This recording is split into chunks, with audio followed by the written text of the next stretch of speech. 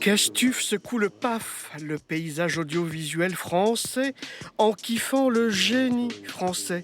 Castuff, qu'est-ce que tu fais pour les personnes aveugles et malvoyantes? 1 700 000 en France. Des lunettes munies de capteurs transmettent l'information à une ceinture abdominale avec des petits picots dans le dos. Ces picots tapotent sur la peau, dessinant ainsi des formes, des images que perçoit n'importe quel cerveau. C'est ce qu'on appelle l'haptique, le sens du tactile.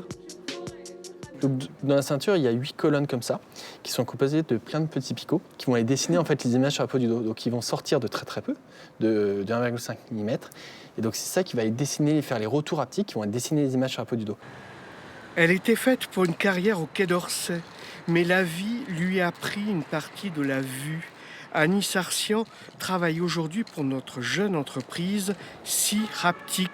En anglish, cela veut dire voir et toucher. Elle porte lunettes et ceinture, assistée d'une IA conversationnelle.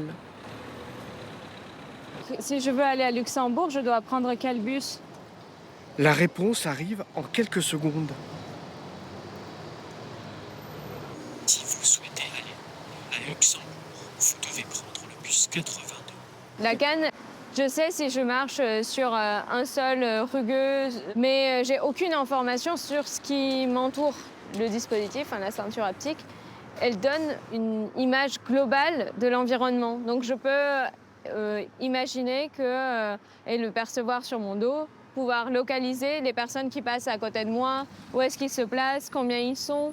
Il y avait pas mal de neurologues qui s'étaient penchés sur le sujet et qui ont vu qu'en fait, transmettre des images par le sens du toucher, donc au lieu de dessiner des images sur l'œil, comme quand on voit, on les dessine sur la peau. Et en fait, le cerveau est capable de les percevoir. Donc c'est exactement la même chose pour le cerveau de percevoir des images par les yeux que par la peau. C-Haptic, prix à pic au Salon des technologies de Las Vegas et lauréat du concours Lépine. La commercialisation est prévue dans quelques mois, une fois obtenues les certifications. Chaque appareil devrait coûter entre 5 et 10 000 euros.